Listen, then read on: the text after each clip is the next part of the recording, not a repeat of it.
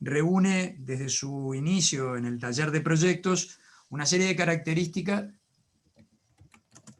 Perdón, me apareció un cartel de grabando. Decía que reúne una serie de características relacionadas a la docencia muy singulares y que hacen, por lo tanto, particularmente atractiva su mirada desde el proyecto hacia una serie de fenómenos vinculados con la intervención podríamos decir, en las estructuras existentes. Y desde ese lugar, además, en la práctica profesional, asociado en el estudio a su hermano, y a veces, en ocasiones, asociados a otros estudios. Creo que vamos a ver algunos de los proyectos en los cuales trabajó asociado con Constance Surmendi y Daniela Urrutia. Ha desarrollado una práctica profesional sumamente valiosa y que tiene una serie de jalones muy particulares relacionados, como decía, a la intervención sobre edificios existentes. Algunos de ellos de muy alto valor patrimonial, pero no solo pensados desde el patrimonio. Y yo creo que ese punto de vista se vincula muchísimo con el enfoque que nosotros le damos en la transversal de, en proyecto tema específico de nuestro taller, ya que si bien interesa la temática patrimonial, interesa mucho más todavía pensar las estructuras existentes desde una mirada que trascienda el patrimonio cultural y casi diría se detenga en su valor material, propiamente dicho, ¿no? Y desde ese lugar pensar el proyecto, ¿no? Yo creo que hay una tercera faceta, que no sé si todos conocen, de Marcelo, que se suma a esta de docente y de proyectista, que yo diría que es la de reflexivo teórico, ¿no? Yo creo que... No la tenía. No, en su habitual modestia de pibe de barrio no lo reconoce, pero yo en la práctica como compañero docente he podido observar que Marcelo lleva adelante una enorme capacidad reflexiva de estos fenómenos que estamos hablando, es decir, del patrimonio, las estructuras edilicias existentes y cómo operar proyectualmente sobre ellas, ¿no?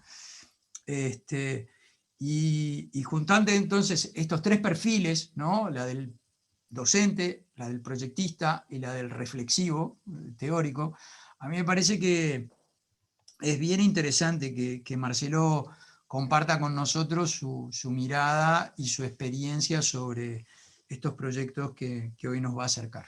Así que, dicho todo esto, adelante Marcelo. Muy bien. Marcelo es chelo para mí ya a esta altura de la vida, ¿no? Bueno. ¿Se ve la pantalla mía? Todavía no la compartí, ¿no? No. No, todavía no. Ahí voy.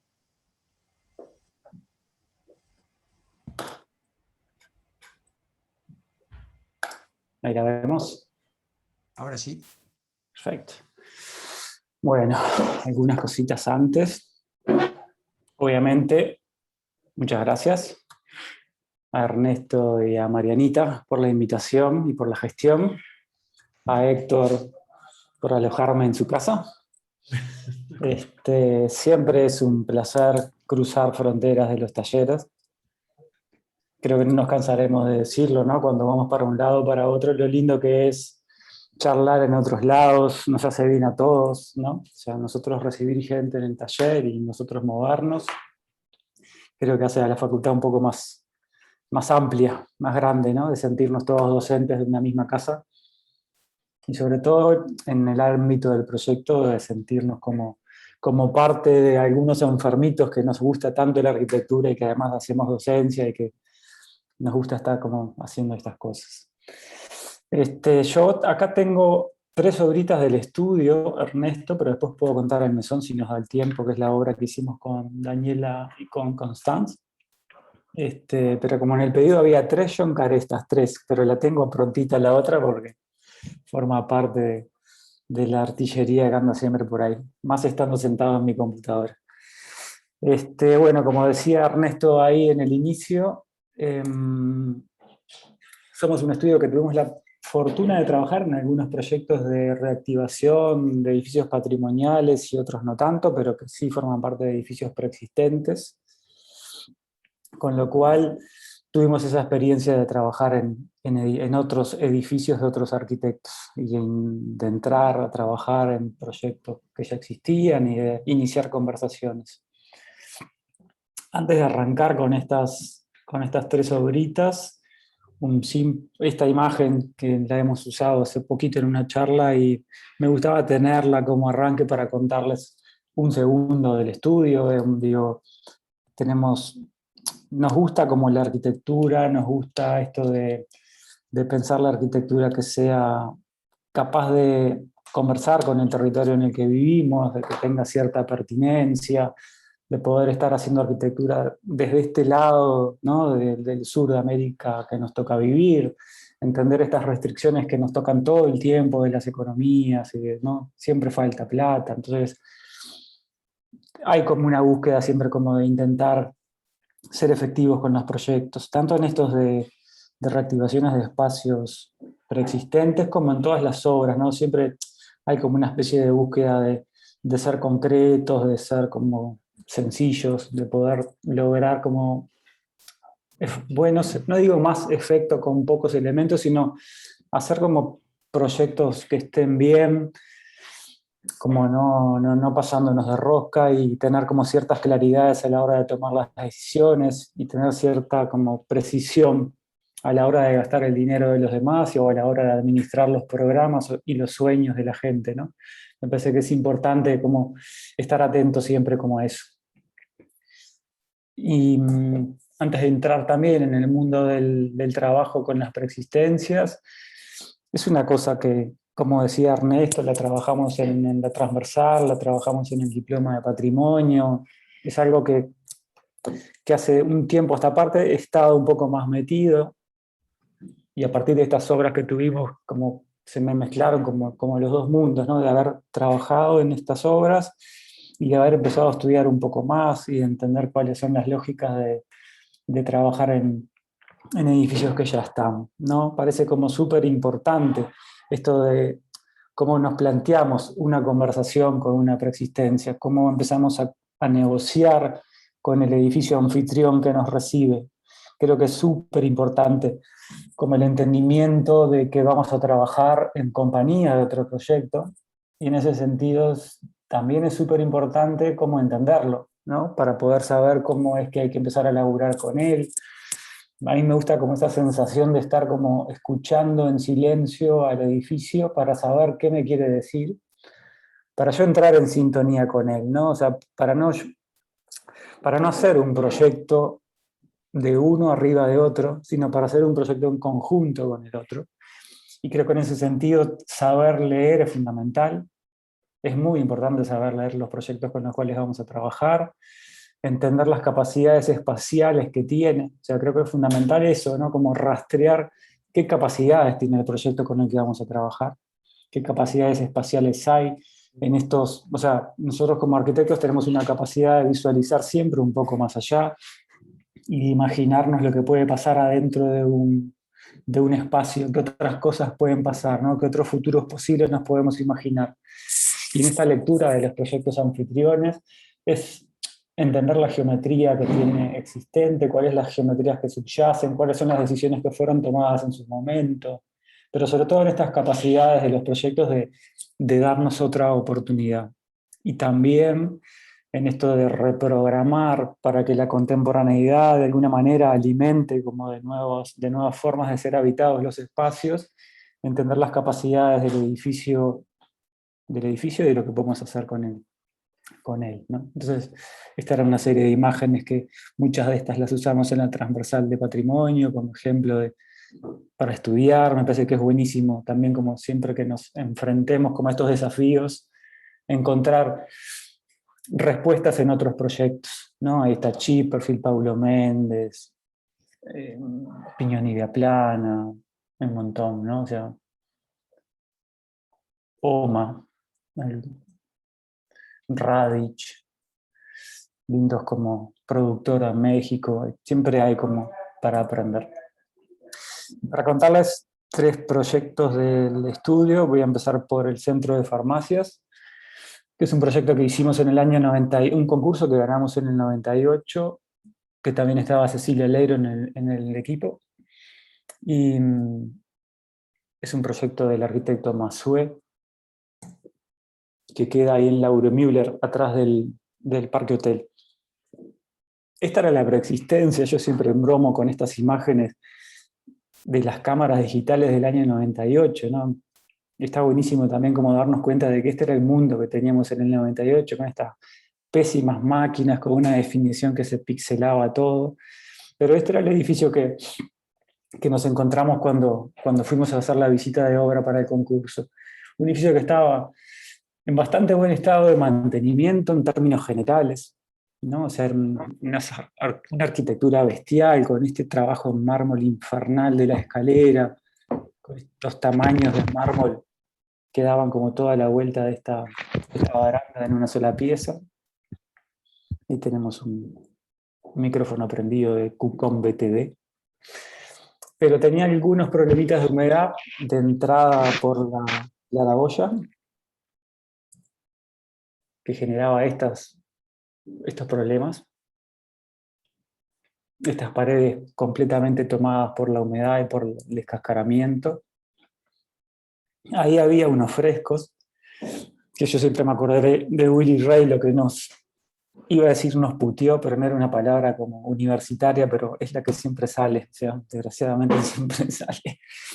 Nos resonó mucho Willy porque no recuperamos esos frescos. Éramos bastante más jóvenes y la verdad que no éramos tan conscientes de la importancia que tenía ese tema. Hubiera sido como interesante. Y este era el estado, ¿no? Y la oscuridad sobre todo era importante, ¿no? Tenía un ingreso de luz por la claraboya, pero tenía como toda una paleta como muy oscura, también muy de la época, ¿no? Esta es la salida para la calle de atrás, porque el terreno es pasante y que tiene un desnivel. Entonces, esto era un poco con lo que nos encontrábamos.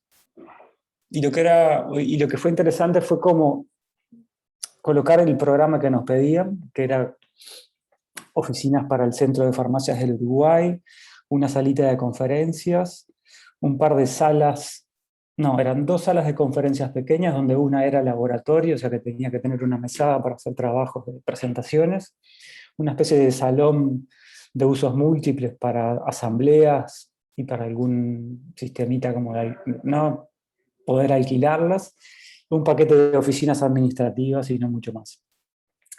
Y lo que teníamos que encontrar era la forma de trabajar en esa preexistencia, cuáles eran los muros de carga, cuáles eran las vías principales, dónde podíamos sacar algún muro, ¿no? Pero sobre todo intentar como quedarnos adentro del edificio y sobre todo ser como muy quirúrgicos a la hora de entrar a operar adentro de esta pieza. O sea, y de alguna manera con muy pocos elementos poder gestionar la demanda.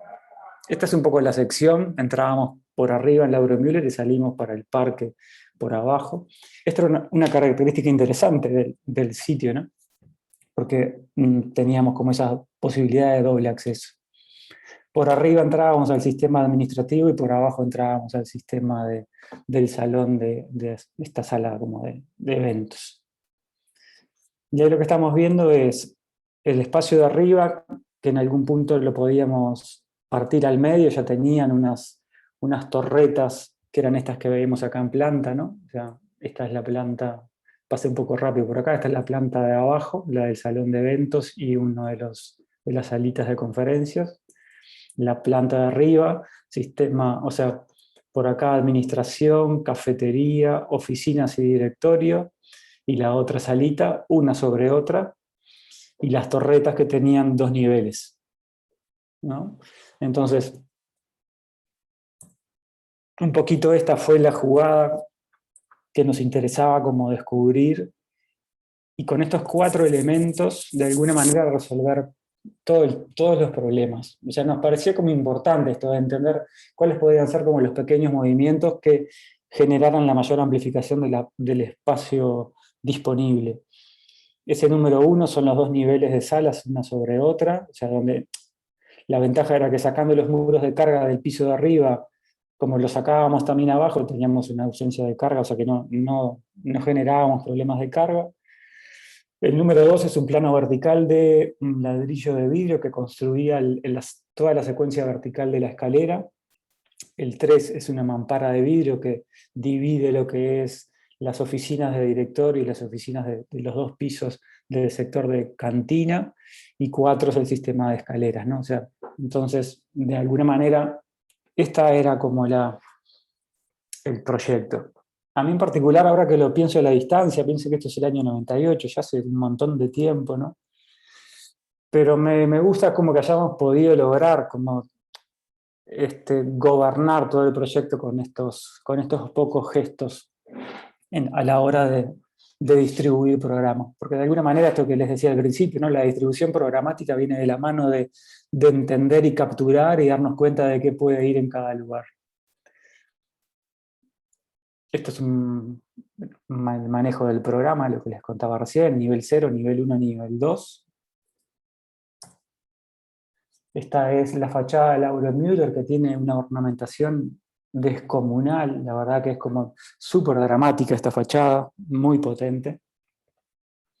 Y del lado de afuera todo quedó más o menos como estaba, lo que de alguna manera hicimos fue recuperar las ventanas, poner un sistema de rejas, pero siempre manejándonos dentro del manejo de las fachadas como estaban.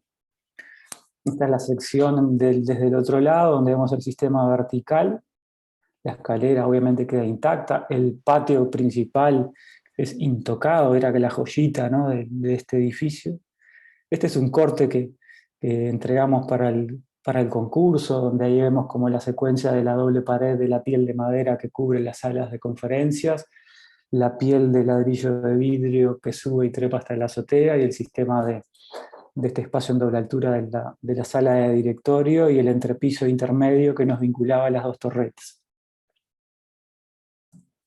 Es muy cómico porque este ladrillo de vidrio viene de Bielaretz, del proyecto de la Facultad de Arquitectura de Maastricht, un proyecto viejísimo, ¿no? Pero me divierte como recordar quiénes eran como las referencias que teníamos en aquel momento, ¿no? Y estos eran los maravillosos renders del año 98. Impresionantes. Ahí los monitos montados en Photoshop, una dureza, esas columnas eran como de roca, increíble. Pero estaba bueno, era como estos mundos de empezar a descubrir lo que era el mundo de los 3D. Maqueta que hicimos para el concurso. Y acá tenemos una secuencia de fotos de la obra. Acá está esta del dramatismo que tiene esta fachada sobre Lauro Müller, estos leones que nos recibían. Y de alguna manera lo que les pido que hagan como el esfuerzo de seguir la secuencia espacial. Creo que las 4 intervenciones que hacemos de alguna manera encausan un nuevo recorrido porque hacen un atravesamiento transversal del proyecto, administrando el espacio y el aire, o sea, a través de la secuencia de espacios. Nosotros amplificamos los lugares porque en algún momento los vamos como atravesando. O sea, esta secuencia de casa-patio clásica que es puerta tras puerta tras puerta, de alguna forma nosotros como distorsionamos la capacidad espacial y logramos ciertas continuidades espaciales que además estas decisiones materiales, por ejemplo, de la piel de madera que forra las salas, construye un plano que tiene los 2 niveles en vertical y que atraviesa el edificio en el sentido longitudinal. Y además acá en esta escalera de mármol, que es increíble, quedaba separada por un recorte que hacía la planta del muro de descarga, y ahí lográbamos que el muro de madera pasara de arriba abajo. Había como una posibilidad de sentir también la espacialidad. Y otro tema obviamente es el laburo de los nuevos materiales, ¿no? Entonces acá también estaba como esto de seguir como trabajando arriba de estas decisiones de tener como pocos materiales, con algunas texturas que trabajaran en consonancia con la preexistencia Entonces, donde había un intercambio de pavimento, aparecía este mármol haciendo de umbral para recibir el monolítico en sitio en relación a las baldosas del patio. Y acá son esas fotos del patio principal, ¿no? Donde ahí vemos la secuencia de la piel de madera de 2 niveles, que hablaba como de esa programática del edificio, ¿no? Ahí estaban las salas de conferencias. Acá a la izquierda se ve esto que les decía que era como la cantina, y ahí se visualiza como los entrepisos metálicos de la escalera que distribuía. Lo que era más raro de esta escalera es que era descomunal en sí misma, pero llegaba a 1 metro de la pared, que se ve un poquito acá, ¿no? Esta escalera remata muy cerca de la pared. Pero obviamente no podíamos hacer como mucho, esa escalera iba a estar y quedarse por ahí. Obviamente recuperamos todos los interiores, la claraboya, etcétera, etcétera, de todo eso, ¿no? Esta es esta especie como de atravesamiento desde el sistema vertical hacia la calle Lauro Müller. Acá ese es el sistema vertical de escaleras, unas escaleras metálicas. O sea, acá lo que de alguna manera entraba era metal para generar todo lo que era estructuras metálicas de sistemas verticales de escaleras y puentes, la madera de revestimiento y el ladrillo de vidrio y el vidrio de las mamparas. Ahí abajo se ve este es el espacio en doble altura de la cantina del medio. Esta especie como de corazón donde la gente que trabajaba o la gente que participaba de las reuniones tenía un ámbito de descanso. Acá estamos dentro de la sala del directorio, que era ese espacio en doble altura. A los 2 costados están las torretas que tienen 2 pisos de oficinas, y ahí se visualiza el sector de la cantina, también en doble altura. Esto sigue siendo la cantina. Esto es del lado de atrás. Acá hubo un trabajo de recuperación bestial de ventanas, de maderas, que fue también bastante arduo para la obra. Estas son unas fotos nocturnas que había sacado Aníbal Parodi una vez que hizo una charlita y las tenemos por acá. Acá hubo un trabajo como también interesante de cómo administrar el espacio exterior. Aparece un banco de mármol con la pieza de escaleras y un nivel más alto, pero intentando también, acá creo que me viene a la memoria la escalera de Souto de Moura, uno de sus proyectos, que son como esos objetos que colonizan el parquecito. Este es el espacio Figari, Banco Central del Uruguay, del año 2004. Esta obra surge a raíz de aquella otra. O sea, nos contrata el Banco Central por haber trabajado en el centro de farmacias.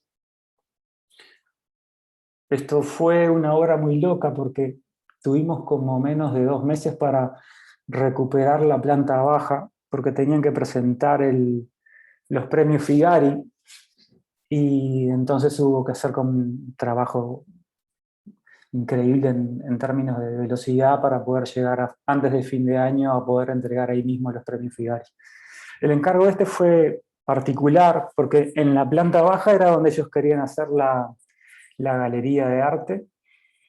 Este edificio es del Banco Central, estaba tomado por la humedad también y por un montón de patologías, y entonces lo que teníamos que hacer era la intervención en planta baja y recuperar el edificio de arriba, pero en términos de las externalidades del edificio, ¿no? O sea, había que recuperar fachadas, había que recuperar azoteas y sellar toda entrada de agua. Entonces había como un trabajo de patologías y un trabajo de espacio interior en esta planta baja. Por ahí vamos a ver un montón de estas patologías en los hierros de los balcones, estallados. Toda la perfilería estaba en muy mal estado, había peligro de derrumbe, por eso tenía ese techo metálico. Entonces hubo como 2 trabajos, uno de recuperación de patologías y otro de un trabajo como más de arquitectura en la planta baja. Así estaba esta planta baja cuando nosotros entramos, era un lugar también muy oscuro. Acá funcionaba el clearing de informes, había como un montón de escritorios y había clearing de informes arriba, y hay un subsuelo que en algún momento lo íbamos a hacer una ampliación de esta galería, pero nunca se hizo nada. Tenía unos patios al fondo cerrados y pintados, todo esto estaba como totalmente oscuro, este piso estaba negro, ¿no? O sea, este era como el lugar en donde teníamos que entrar. Había un local a la izquierda y un local a la derecha, que tenían unos subsuelos para abajo porque en algún momento habían funcionado algunas galerías de arte. Entonces lo que era interesante acá era entender este paisaje interior, donde teníamos dos medianeras, un muro al medio, unos patios al fondo, que son aquellos vidrios blancos que andan por allá, y un entrepisito ahí arriba, y unas columnas muy lindas, ¿no? Este era como nuestro escenario, en el cual teníamos que producir un ámbito de arte para recibir las exposiciones de los premios Figari. La planta de arriba es como estaba, o sea, eran dos locales a un lado y al otro que habían tenido un agujero que los conectaba, y nosotros la jugada que hicimos también en estas estrategias acá también había, en esto jugaba como el poco tiempo, obviamente, ¿no? Para que nosotros también tomáramos como decisiones como también certeras. Entonces ahí lo que hicimos fue derribar la pared del medio, que es este numerito 2, con lo cual teníamos un salón en planta baja. Tomábamos la pieza de la escalera que conecta con la vivienda que estaba arriba, la tomábamos como un objeto adentro del espacio, o sea, entendíamos de que esto era un personaje del espacio, conectábamos demoliendo en esta planta baja para que esta burbuja quedara suelta dentro del otro, y la fachada del fondo, que tenía estos dos patios, queríamos que esto se transformara en una nueva fachada interior. Completamente, ese era el final de nuestro proyecto. O sea, ingresábamos, teníamos dos ventanas, y estos personajes que iban a habitar el espacio. La burbuja de información o de ingreso y de revestimiento del ámbito de la escalera que subía, y la fachada del fondo que se ve en la sección transversal de abajo. Este era como el mundito, ¿no? Intentar lograr como esa espacialidad circular en torno a la burbuja esta del medio. Es así que el proyecto de alguna manera termina siendo un sistema de nuevas ventanas y de una perfilería de final de espacio, que también con la escalera construían una entidad en sí misma, y el revestimiento de esta pieza central. Estos son los trabajos de recuperación, de patologías. Como les decía, fue un trabajo en sí mismo. Y esta es una imagen que habla como de lo que nos habíamos encontrado y más o menos cómo termina quedando antes de cerrar la obra, ¿no? Y si se fijan, ahí lo que hicimos en el piso fue recuperarlo. No es más que una nueva pulida, con lo cual aparece un piso bestial.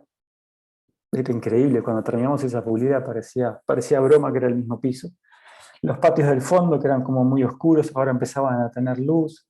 La fachada final se transformaba en una nueva fachada total, que de alguna manera daba cuenta del ancho de la sala, ¿no? No eran dos patios y un macizo en el medio. Ahora lo que intentábamos hacer era como lograr una especie como de transparencia mentirosa al fondo. Y estas son las fotos de la obra terminada.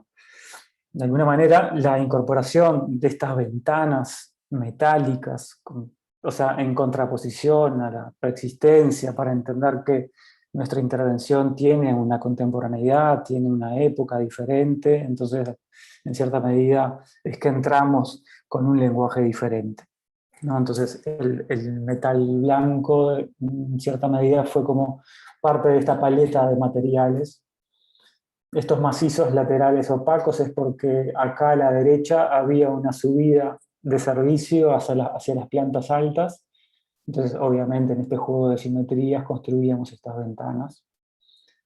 Como se imaginarán, veíamos mucho a Paulo Méndez en esta época, ¿no? El Fiespi de San Pablo, que trabaja con el hierro blanco, fue como un gran amigo de viaje de estos proyectos. Estos son estos dos ventanales que sacan para afuera esa planta baja, que antes estaba completamente cerrada. Hay un trabajo de recuperación de líneas, de este basamento, ¿no? O sea, esa línea horizontal obviamente surge de esto que decíamos al principio, de leer todo el tiempo, ¿no? Donde podemos estar como conectando con el edificio, en otra clave obviamente, pero de alguna manera como conversando los dos a la vez, ¿no? Esta es la pieza que empieza a envolver la escalera.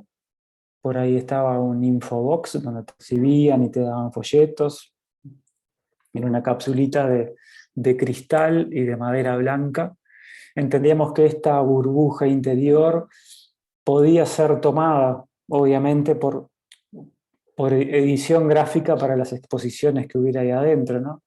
Se llegó a la entrega de Premio Figari, obviamente, si no, hubiéramos tenido muchos problemas.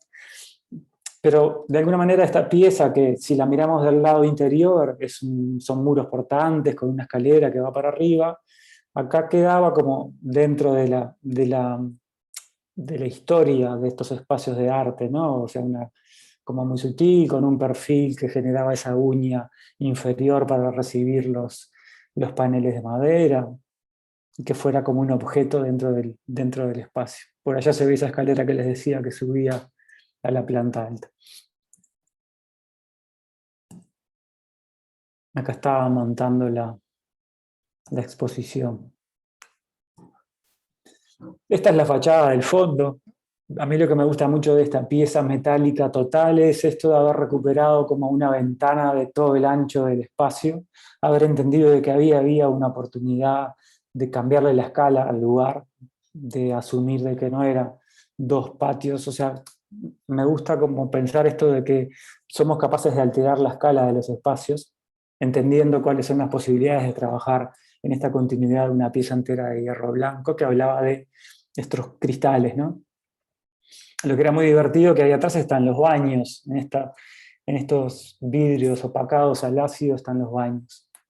Que en la inauguración fue muy cómico ver a las veteranas que las escuchábamos ahí como cuchicheando cómo hacían para entrar al baño, que era como tan transparente, pero obviamente había un sistema de trabajo de vidrios opacos que no se ve nada para afuera, ¿no? Pero de alguna manera intentábamos como evitar de que ahí hubiera pared. Entonces esta pieza es como súper delicada, como que termina como penetrando adentro del espacio.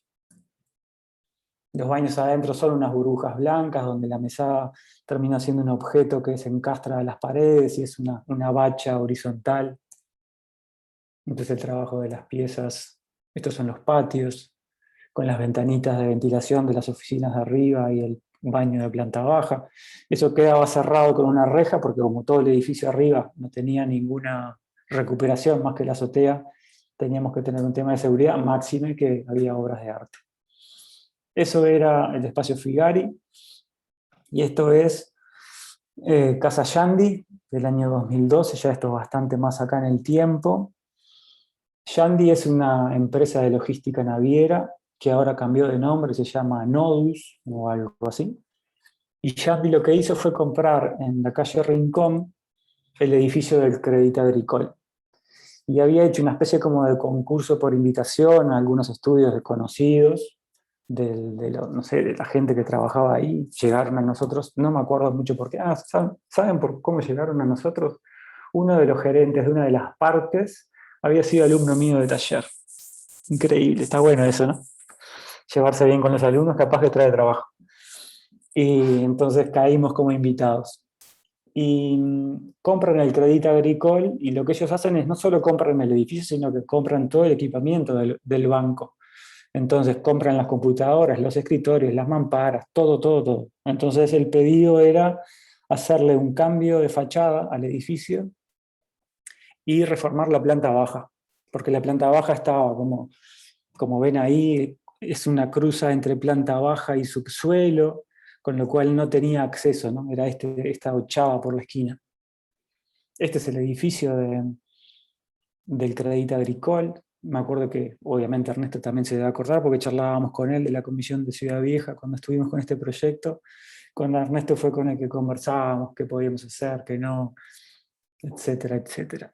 Lo lindo de este edificio es que más allá de que es como medio feote, es muy noble, es de una arquitectura impresionante de esta época, ¿no? Cuando uno lo mira como metido en la Ciudad Vieja, es esa arquitectura que está increíble, cómo forma parte de la ciudad. Esto también es lindo como en esto de cuando somos arquitectos que operamos en persistencias, este edificio construye ciudad vinculado a sus vecinos. Toda esta paleta de esta serie de fotos nos dan cuenta de que este edificio está ahí, ¿no? O sea, forma parte de esta ciudad vieja, con lo cual para nosotros era importante el mantenerlo y el protegerlo. Es como parte de estos edificios que tiene Montevideo, ¿no? Edificios como de la administración central. Se nota que son como edificios de oficinas públicas, que son edificios importantes, no tienen como ese porte medio extraño, pero que tienen como una época. Y lo otro que nos interesaba en esto de que iba a ser un edificio marca, ¿no? este edificio de Yandy con su sede central en Ciudad Vieja, nos gustó vincularnos como con esta imagen de los edificios, sobre todo en Nueva York hay muchos, ese BBVA es español obviamente, pero como esta sensación de edificios que coronaban con su marca a la propia arquitectura. Entonces, vinculado al edificio preexistente, vinculado a esta idea de que el edificio fuera como la marca de su propio edificio, es que también empezábamos como a pensar. Este es el acceso existente de esta esquina. Por esta pequeña ochavita se ingresaba a todo ese edificio, con lo cual nuestra propuesta partía como de esta gestión del espacio. Es decir, bueno, sobre la calle Rincón, que es la principal, que es la que se vincula al edificio Artigas enfrente, que es la calle bursátil de la Ciudad Vieja, obviamente parecía como principal en relación a la otra. Entonces la tomábamos como calle que nos diera la posibilidad de generar y construir un nuevo acceso. Y lo que nos permitía eso, en esto que les contaba, de que esta planta baja era un semisótano, porque ahí estaba la bóveda del banco, poder llegar a iluminar lo más atrás posible, abriendo esa planta baja. La jugada que nos planteábamos era un poco esta, o sea, eran dos cosas que terminábamos haciendo, coronando el edificio con una nueva cartelería que se asociara a las alturas de los edificios vecinos, y una planta baja que la cortábamos, literalmente la cortábamos, por lo pronto del lado de Río Negro, de Rincón, obviamente parecido a lo que hace el Caixa Forum, ni que hablar, pero con escala uruguaya, obviamente. Y este cartel de Yandy fue con el cual tuvimos conversaciones con Ernesto, a ver si lo podíamos hacer luminoso. No se podía hacer luminoso en Ciudad Vieja, porque esa luz en la oscuridad no estaba como, no formaba parte como de lo que la comisión en aquel momento estaba como permitiendo, pero no pasaba nada si era luminoso o no era luminoso. Lo que para nosotros era importante es que con eso coronábamos el edificio. Y esta es la sección, y este es el proyecto. De última, en esto es que está, en este y en otro detalle más está el proyecto, en intentar lograr esta concavidad, o sea, de abrir esta cavidad dentro del edificio. De vuelta esta es esta esquina, y esto era un poco lo que nos imaginábamos, ¿no? O sea, pasar de esta puerta esquinada a esta planta baja abierta que cortaba ese muro de carga de 70 centímetros de ancho que trabajaba, ¿no? A compresión, ¿no? Era como un muro intenso. Y aquel cartelón blanco de vidrio arenado que se alineaba con los edificios vecinos. Y otra cosa en esto del edificio marca, nos daba como muchas ganas de poder lograr de hacerle un grabado a esa pared. Esto era parte de lo que queríamos que pasara, ¿no? De tener como esa nueva planta de ingreso al edificio. El edificio obviamente lo manteníamos como estaba, había un cambio de ventanas ahí en la fachada, en la ochava, ¿no? Pasábamos a unos vidrios más sencillos, y ahí estaba como el acordamiento entre las partes del edificio. Esta es la planta de acceso, aquella es la ochava, y acá estábamos bajando al semisótano. Esta es la planta que nosotros de alguna manera terminamos realizando. Acá vemos la bóveda, que lo que hicimos fue cortar esos muros, que fue un laburo chino, porque hubo que cortarlos con plasma, de un trabajo imponente. O sea, poder abrir esa bóveda de paredes de hormigón. Y después todo este semisótano, que acá se ven unas escaleras que bajan, son esa planta que queda un poquito más abajo. el ingreso hacia arriba del edificio nosotros no hacíamos más nada que llegar hasta el primer descanso. O sea, como nuestra escalera de planta baja sí la hacíamos, pero después ya no hacíamos más nada. Entonces, acá lo que hay es una limpieza de toda esta planta, acá en relación al ascensor y a la escalera hay una especie como de mesita de informes, y acá hay una especie de hall VIP que le llamaban ellos, porque por este ascensor subían directo a algunos pisos, que se entraba ahí medio de canuto, y acá había un sector de cajas donde llegaban los proveedores. Y este termina siendo el proyecto. De verdad, este termina siendo el proyecto, porque lo que teníamos que lograr era poder cortar esta pared, hacerla descargar por un sistema de perfilería metálica para lograr esa ventana. Acá tienen un pilar solo, si se ve ahí un pilar, así arrancamos pensando nosotros, pero el espesor que tenía ese muro iba a generar una torsión un poco jorobada en la perfilería, con la cual tuvimos que poner una doble hilera de pilares. Y lo que está buenísimo de estas cosas es que esto surge de un problema. O sea, nosotros arrancamos pensando en un pilar, terminaron siendo dos, y la verdad que quedó muchísimo mejor estos dos, o sea, este par de pilares, porque lo que queda alucinante, que después lo vamos a ver en las fotos, es como la reconstrucción virtual de ese muro de carga con esta doble perfilería metálica. Lo otro que nos interesaba hacer era que el basamento que nosotros estábamos sacando siguiera quedando a plomo exterior del propio edificio, con lo cual nuestra caja de cristal generaba una buña de acero inoxidable que hablaba del intercambio de este nuevo basamento con la continuidad del viejo edificio. Entonces, acá hay un montón de perfiles que hacen de vigas, que descargan en estos dos pilares, que vuelven a descargar en otro montón de perfiles metálicos, con una base niveladora de hormigón, vuelven a descargar en el muro existente de fundaciones. Y acá es el ingreso a esta planta baja, ¿no? Y ahí, por ahí dice, ¿no? Abrir, cortar, iluminar y amplificar. Un poco fue eso lo que intentamos hacer en esta planta baja. Y de alguna manera en este cambio de imagen nos quedamos más protegiendo el edificio y ofreciendo como algunas cirugías para resolver la demanda de programa, de accesos y de coronamiento, y de que el edificio tuviera como una nueva impronta, pero en ese sentido como eso, cuidando al viejo edificio. Este es un detalle de este intríngulis entre el ascensor y el sectorcito de informes, la bajada hacia la derecha y la subida a la izquierda. Esta es un poco una maquetita de lo que estábamos imaginándonos en esta secuencia de vidrios hacia el fondo para lograr esta profundidad de luz hacia atrás. Esto era un poco lo que queríamos lograr, que hasta el fondo hubiera como esa sensación de luminosidad. Y acá estamos como en esta etapa de obra, ¿no? Lo más loco es que la gente de Yandy se mudó a este edificio. Nosotros hicimos la obra de planta baja con el edificio lleno de gente.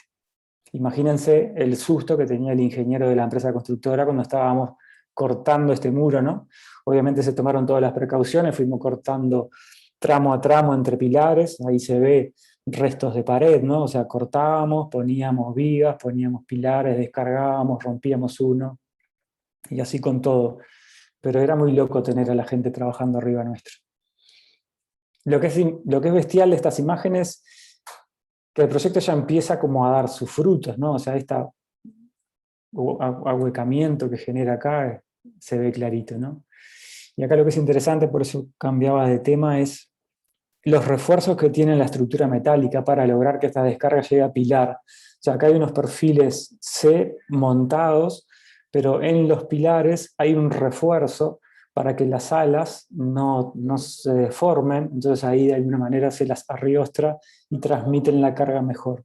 Y después el doble par de perfiles C se solidarizan en los pilares, ¿no? Obviamente para arriostrar los pilares y para transmitir mejor. Ahí está el corte que hacíamos de las piezas son plaquetas de mármol. Y acá ya estábamos, ¿no? Rompiendo casi todo. Y es alucinante estas dobles patas que empiezan a bajar, ¿no?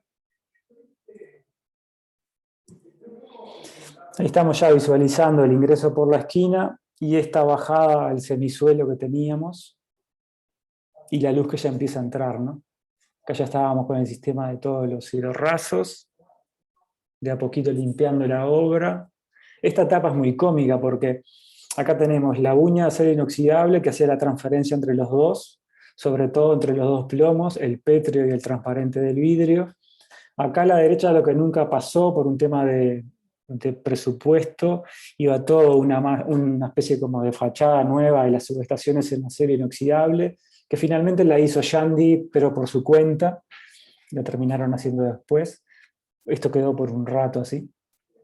Pero lo que estaba bueno es que ahí estamos viendo unas plaquetas de mármol blancas nuevas, ¿no? Que eso era como una patada en el medio de la rodilla, ¿no? Imaginar que esto iba a quedar así. Pero tampoco había presupuesto para hacer una limpieza de frente, para poder equiparar un poquito las paletas de las dos. Entonces, acá lo que terminó pasando es que ensuciamos las plaquetas de mármol con barro y aceite, y que duró bastante, que ahí lo están viendo, ¿no? Está bastante emparentado. Pero a los 3-4 meses las lluvias nos limpiaron todo, y si ahora van a la obra van a ver la carie blanca. Que lo que estuvo buenísimo que una vez llevamos a Cris Muniz de UNA, los brasileros, y ella estaba copada con que se veía esa cicatriz, ¿no? Eso está buenísimo cuando uno sufre estas cicatrices y los otros dicen, no, eso está buenísimo, que se note la cicatriz del cambio. Sí, sí, ¿por qué no lo hiciste vos? Está buenísimo. Y acá lo que en algún momento pensamos que nunca iba a pasar es que este hueco grabado que hicimos en fachada terminó siendo real. Yo pensé que era lo primero que nos iban a sacar para afuera, que iban a hacerlo de acrílico pegado, pero de la noche a la mañana la empresa constructora siguió adelante, nadie le preguntó nada y mandamos a hacer todas estas piezas de acero inoxidable para hacer ese hueco grabado del logo, que para mí le hace bastante, o sea, parece poco, pero al edificio le da como un carácter de marca que no es menor. Y la verdad que quedó alucinante la pieza construida. Acá estábamos enchastrando, ¿no? Las nuevas, es como cuando te arreglan una muela y se te nota el arreglo, ¿no? Y ahí estábamos viendo, el lado izquierdo del basamento queda masivo, el lado derecho queda abierto, ahí se ve como toda la luminosidad y la amplificación que logra el espacio, la aparición de los pisos blancos y la escalera blanca en Carrara. O sea, hay todo un mundo blanco luminoso que se mete para adentro y que empieza a chuparse como la presencia de la calle Rincón. Esta un poco es la búsqueda de esta imagen de la coplanaridad del vidrio con el muro preexistente, la uña de acero inoxidable que es la que hace la transferencia y el cambio de materiales, y esta sensación de nuevo basamento pulido. Trabajos de yeso, emprolijaditas, y acá ya estábamos con la obra terminada. Allá es muy cómico porque hay como una protuberancia media extraña en esa subida del techo en la esquina, que es la que va como para los pisos superiores. Hay como una distorsión ahí que no es nuestra, pero queda como divertida, como genera como un ruido bien extraño. Y esto es lo que les decía del doble pilar, el par de pilares metálicos doble, que genera como este espesor de este muro ancho, que tiene como la ausencia de no tener el muro, pero tiene la presencia de estos pilares que reconstruyen ese espesor que ya no está. Me gusta también ver cómo el piso hace como de basamento que recibe a los pilares y a su vez construye como toda la secuencia hacia abajo de la escalinata y del descenso. Y esto era un poco lo que queríamos lograr, ¿no? Que la calle Rincón se nos metiera para adentro, que esta sala de espera del sector de cobranza, de proveedores, fuera un lugar que participara de la calle. También es divertido en estas secuencias de líneas, ¿no? Que uno siempre está como encontrando los lugares. La línea de ese basamento se continúa con el sector de las computadoras donde sacábamos los números para que te atiendan, ¿no? Hay como estos dibujos que continúan en el espacio. Esta es la pieza de madera blanca que articula estas geometrías de los encuentros para resolver la mesada de informes. ahí quedaron como unos ruidos, ¿no?, de estas distorsiones de la esquina y después la bajada por los mármoles hacia abajo. Y bueno, estas son como estas imágenes de ese mármol alucinante que es el Carrara, ¿no?, que tiene como una polenta bestial. Esta foto me gusta mucho, como el blanco toma la planta baja, ¿no? Se la come entera. O sea, bueno, yo me lo imagino porque me acuerdo de cuando estábamos en obra, pero en las imágenes que teníamos las perfilerías pintadas de azul y todas las demoliciones era un mundo súper oscuro. Y la verdad que es muy lindo cuando termina pasando lo que querés que pase. Y acá seguíamos trabajando con esto del mármol, que formaba parte como de las paredes. Las cajas tenían estas bateritas que también eran de mármol Carrara, y de ahí para atrás entrábamos como en este mundo de cristales, que lo que hacían era llevarnos la luz para atrás, ¿no? O sea, atrás de las cajas, que son estas, hay una pared de vidrio, que es la que separa de las oficinas que están un poquito más atrás. Son estas, ¿no? O sea, yo sentado en estas oficinas estoy mirando a través de toda esta secuencia de vidrios. Este es el coronamiento, que Ernesto no me dejó ponerle luz para la noche, pero bueno. Capaz que en algún momento le metemos unas cintas LED sin que se entere. Igual ahora ya no se llama más Yandy, es increíble, ahora se llama Nodus, y le pusieron una placa de acrílico tapando este logo, con lo cual es un dolor bastante fuerte ahora pasar y ver un cuadrado blanco. Pero bueno, cuando le pasamos, porque nos llamaron para que les pasáramos un presupuesto de cuánto salía a hacer el nuevo logo en hueco grabado, y obviamente decidieron que no lo hacían. Esta foto me alucina porque el edificio de enfrente es increíble, ¿no? Esa sensación de estar como en Nueva York, en estas plantas como de Wall Street, ¿no? Es muy lindo como... Acá hay una imagen que nos deja como reconfortados cuando logramos que esta esquina desapareciera, que esta esquina flotara en la calle Rincón, de que la vuelta la pudiéramos dar, de que la transparencia construyera un nuevo ámbito de un nuevo edificio, ¿no? Esa esquina es como muy linda verla así, con esta especie como de desaparición de estos muros de carga.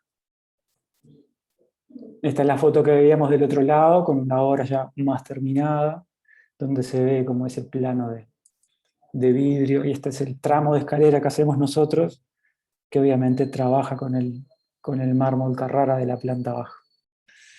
Y bueno, creo que esta es la última fotito, donde de alguna manera queda como registrado este tajo que le hacemos al edificio para hacer el nuevo ingreso por la calle Rincón. Y bueno, acá tengo un gracias, porque se me terminó. Son las 8 menos 5. Si quieren ver mesón, tengo unas imágenes para mostrarlas. Si no, la dejamos por acá. Eso depende más de cómo estén, o si no, charlamos de esto que vimos y me preguntan lo que quieran, como les parezca. Yo quiero ver el proyecto de ese mesón. ¿Querés ver ese proyecto del mesón? Dale. Lo vamos a ver de una forma extraña, pero está bueno, porque vemos todo a la vez. Porque tenemos una charla con Dani que damos que es larguísima porque cuenta todo el proyecto, ¿no? Pero de una manera, estos son los paneles que armamos para... no estoy compartiendo, nunca se van a enterar que estoy compartiendo. Ahí estamos. No, les decía que estos son los paneles que montamos para una exposición que se hizo del mesón en la Casa Vilamajó. Entonces lo que vamos a hacer es como ver todo el proyecto como en imágenes más grandes, pero que de última, como vamos a hacer zoom, lo podemos ver tranquilamente. A ver, vamos a ir...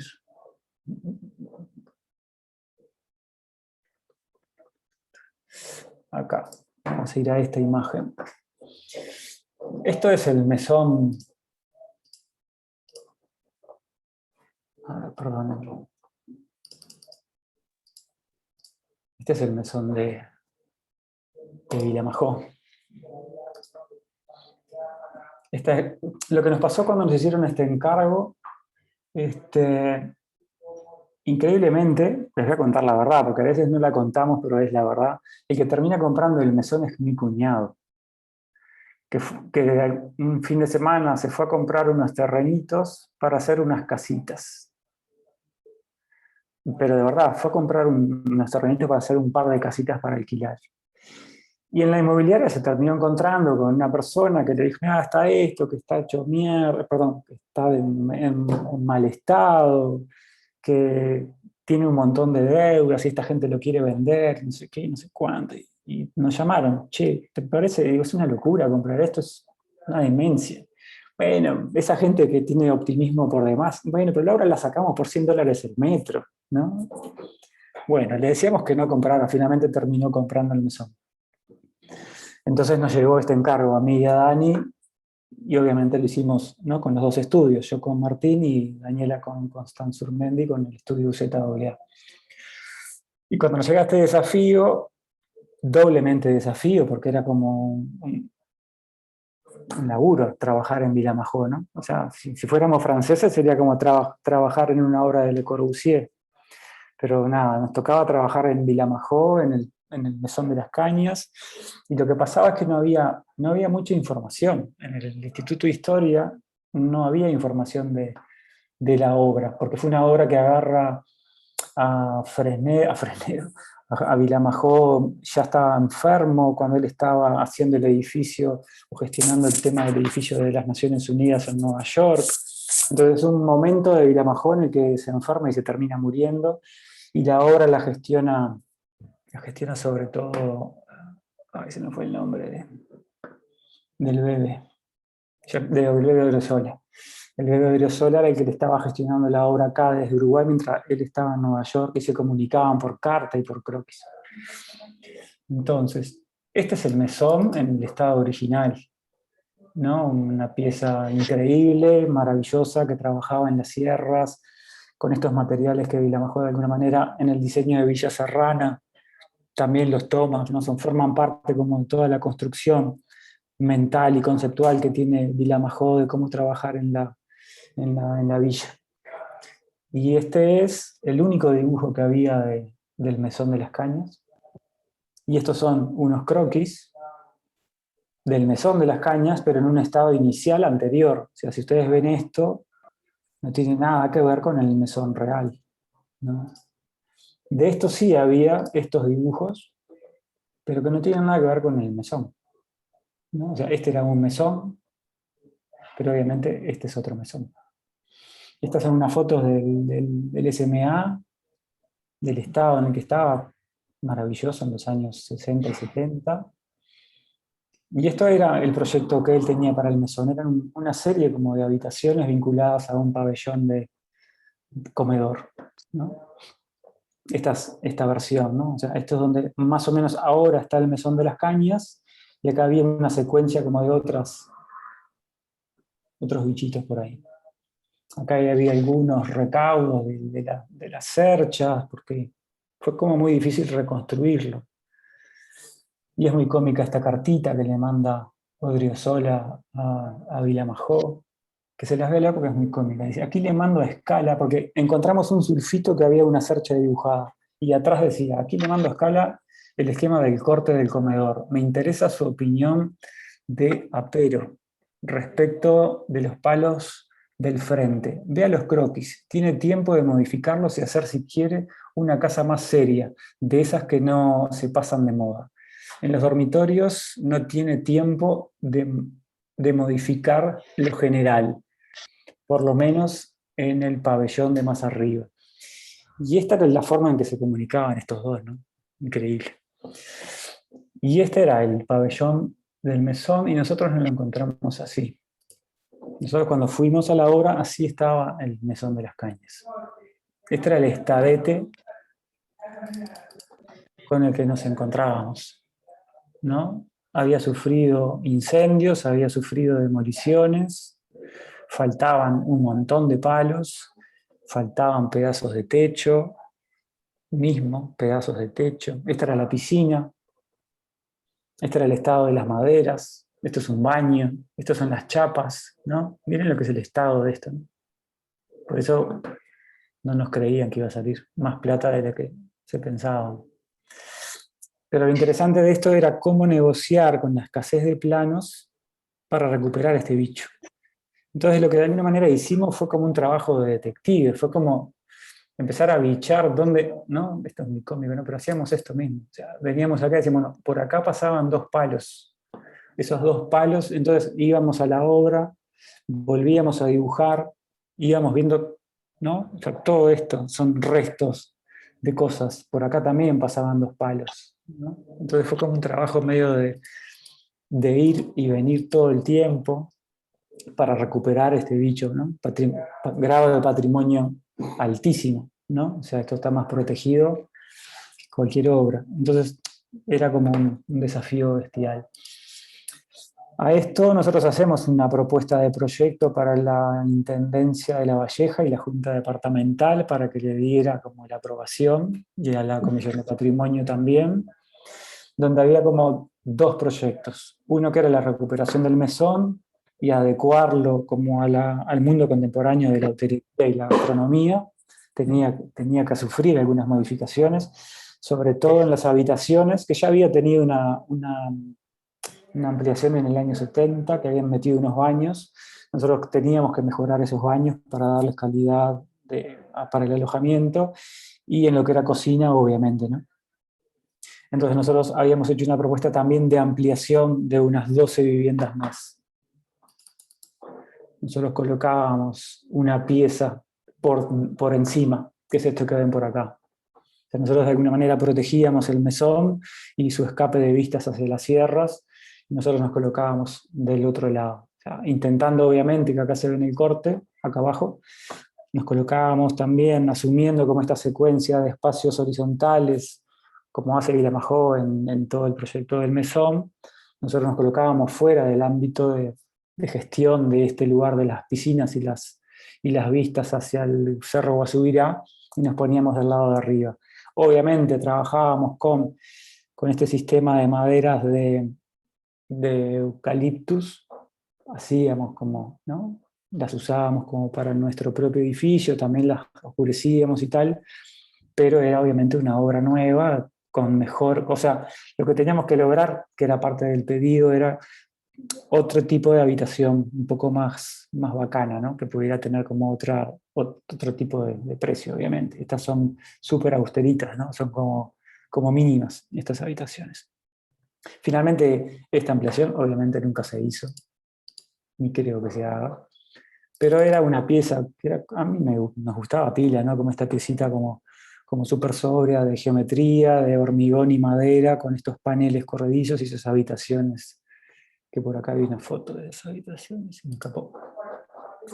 Que es esta, ¿no? O sea, ahí teníamos este lugar ahí que era súper lindo. Pero bueno, eso no se hizo.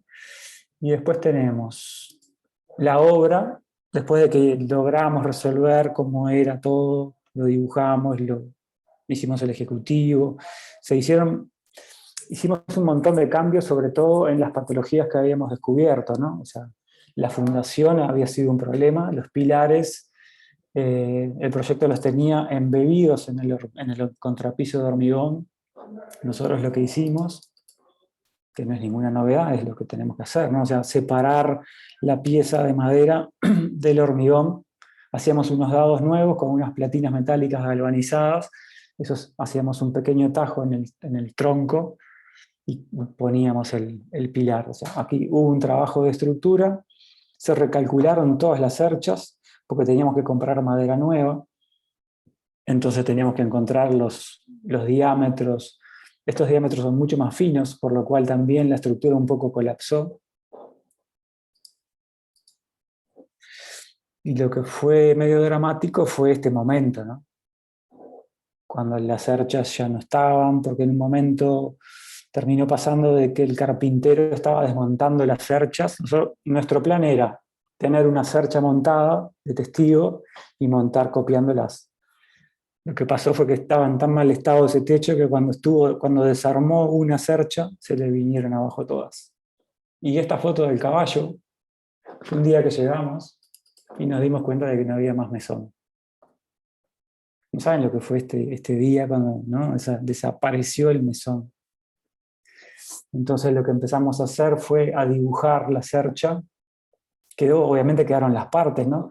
Pero hicimos como toda una recomposición en el piso primero y después la dibujábamos con hilos, copiando toda la geometría de la cercha para volver a recomponer y recuperarla. Entonces hicimos un trabajo como de micado, ¿no? Desarmamos y volvimos a armar todo este espacio.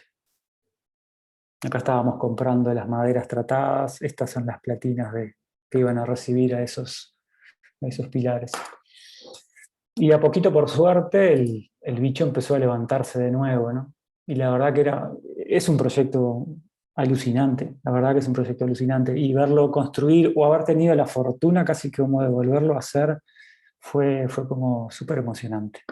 Y no es como una exageración, de verdad, es como, sentías como emoción de estar de vuelta, como levantando este proyecto de este loco, de este Viramajó, ¿no?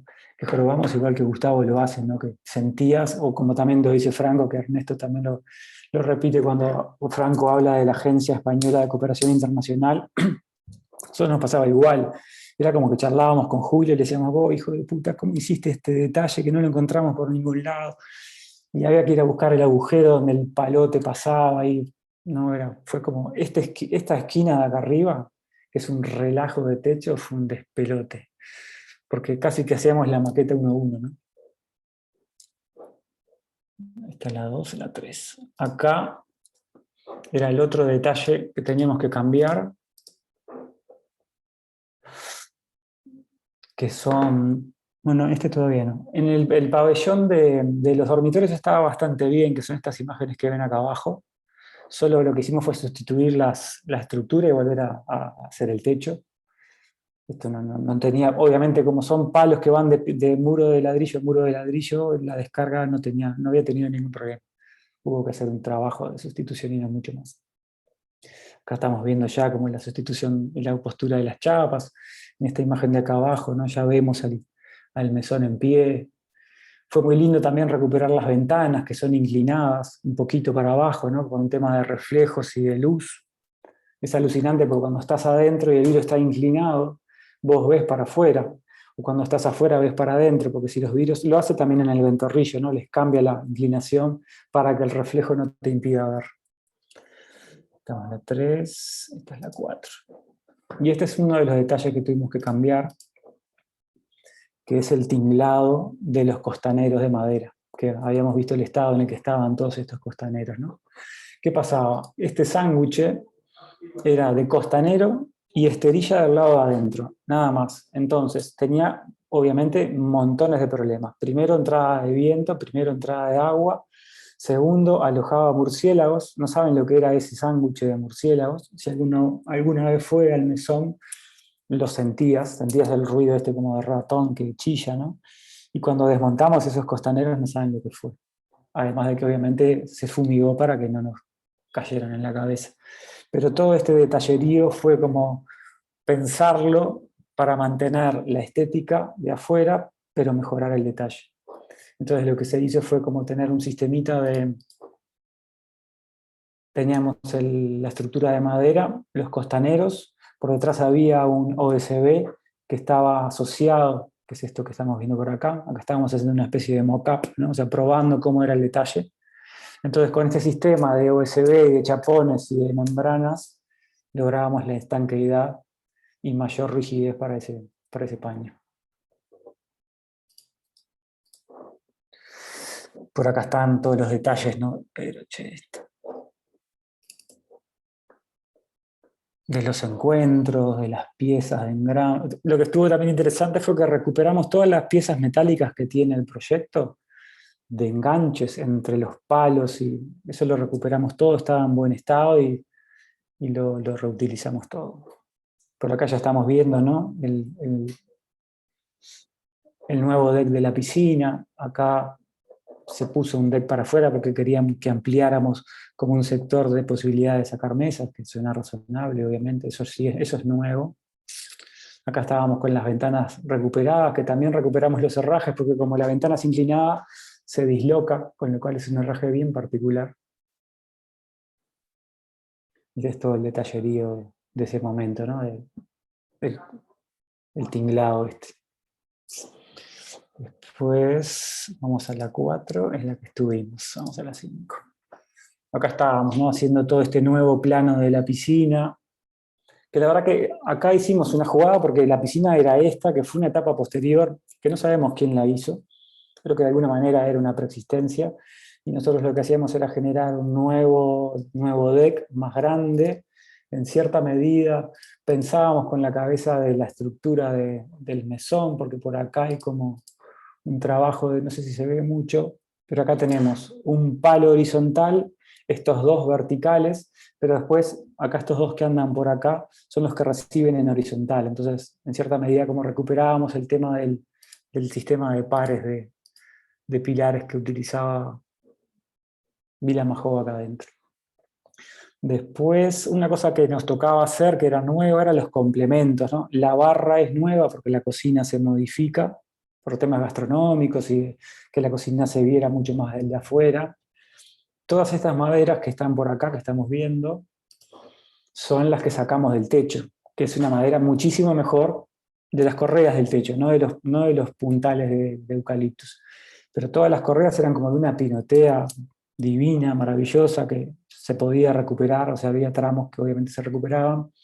Y con la madera lo que hicimos fue, estas son las piletas del baño y esta es la barra. O sea, la barra, que es esta que anda por ahí, es una pieza nueva, de geometrías nuevas, igual que las piletas de los baños, pero que de alguna manera utilizamos estas piecitas de madera para volverlas a poner en situación.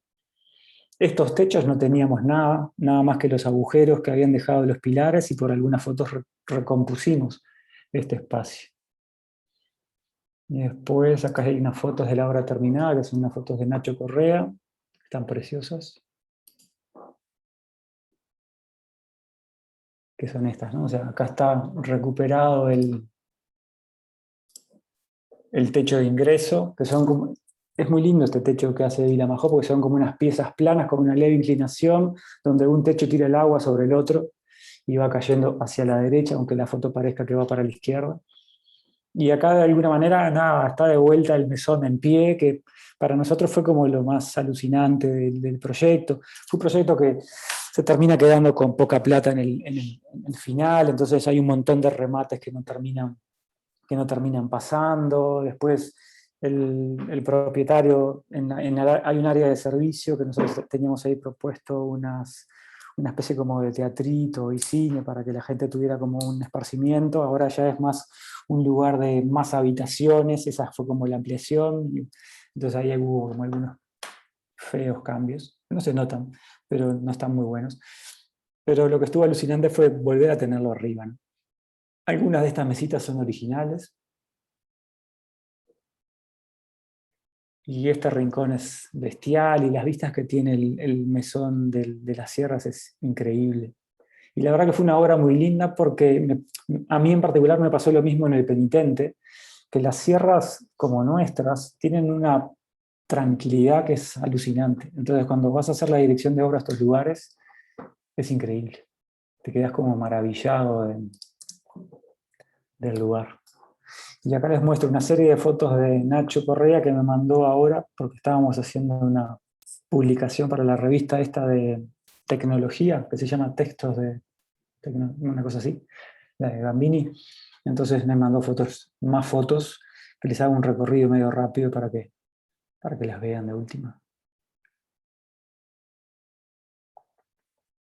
Al final no pintamos de negro la madera, porque por algunas fotos que encontramos, Vila Majoa no las tenía pintadas de negro. Se ve que fue como una etapa posterior que las pintaron con gasoil para protegerlas. Entonces decidimos que la madera envejeciera.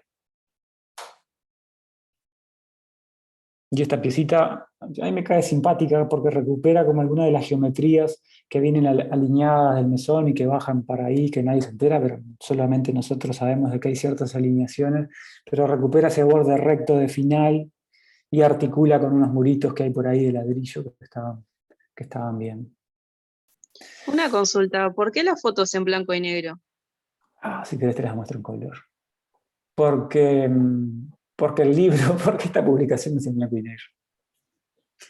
A Bueno. ver. Mira, y acá tengo unas cosas que son interesantes, que son los detalles de la barra en estas geometrías y escuadrillas de madera. Las piletitas, que eran unos piletones de madera con una batea de acero inoxidable. A ver. Mira, acá les puedo mostrar. El grado de protección es total, ¿no? El grado 4. Este era grado 8, me parece.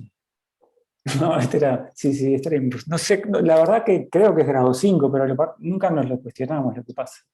¿No? Te podrás imaginar que... A ver, mira, les dejo de compartir pantalla y te busco fotos color mientras. Nada, se los mostré así contado a partir de estas cositas, pero ya te busco mesón porque tengo las fotos color. Las tengo. ¿Sabes que no las tengo? Porque saqué el disco duro. A ver. Bueno, chiquilines, este era el plan de hoy. Si encuentro las fotos te las muestro. Pero de mientras, yo sigo compartiendo, ¿no? Una consulta más, ya que estoy. Vale. Yo me anoté a la optativa reactiva de ustedes, ¿puede ser? De Martín. Sí, O sea, ¿se va a hacer al final o no? Ni idea. sí, se va a hacer. Estaba porque decía, o sea, según los cupos y eso, que se iba a hacer. No, la optativa, somos como 100 aparte, somos un montón. Ah, bueno. Creo que igual, si venís preparada del tema específico de Beria, ya vas a venir prontita, Ah, sí, obvio. ¿no? Completamente. Sí, no las tengo acá las fotos. Chelo, recién cuando contabas cómo llegó la obra a ustedes, que yo la verdad que no sabía, nada, es maravilloso que haya llegado a ustedes, porque pensando en Solanas, por ejemplo, Sí, ¿no? sí. O sea, el respeto, la delicadeza del trabajo, ¿no? Que es, nada, es maravilloso, no es tan obvio. O sea, para nosotros sí, pero no es Sí, tan sí. obvio y es, son contados los lugares donde podía caer eso. No, es cierto, sí. Y la verdad, yo me crié en Villa Serrana, mi padre tenía una casa en el Cerro Guasubirá con Lorente, Arana Claro, sí, sí. y Mario Spallanzani. Fui toda mi infancia y con otros niños, Pila, de los hijos de Lorente. Y la verdad que el destrozo del mesón era una cosa muy dolorosa, era como algo, era como...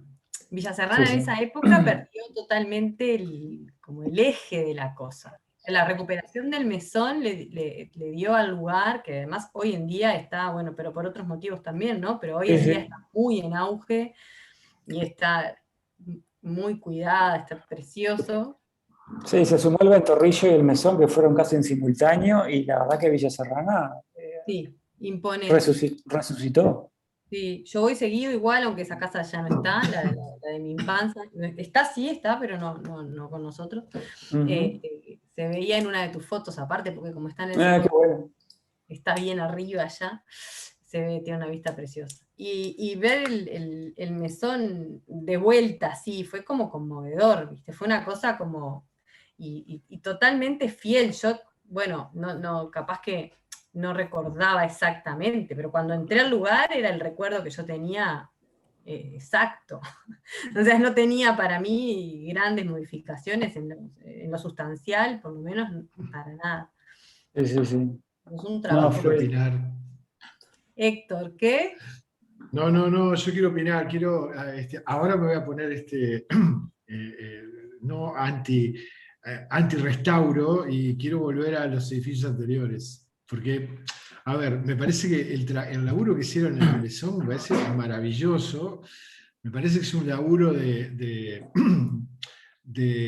comprensión de una tecnología, de aprenderla y poder reconstruirla y con el respeto de la reconstrucción. Pero hay una cosa interesante, que es que el libreto está todo hecho, o sea, ya estaba todo el libreto. Lo que estoy haciendo es reinventar todo, palabra por palabra, texto por texto, para poder ensamblar nuevamente y tener la fidelidad de aquel libreto. Totalmente. Pero a mí lo que me parece alucinante, realmente, te lo digo porque me parece que sí, está buenísima, es la idea de Yandy, que atreverse a hacer liviano un edificio que es pesado y hacerlo flotar, lleva, como tú mismo lo planteabas, es generarte un problema. O sea, en realidad había un libreto, porque digo, había un libreto previo, pero hay una operación que hago desde la arquitectura que es el verdadero problema que desarrollo.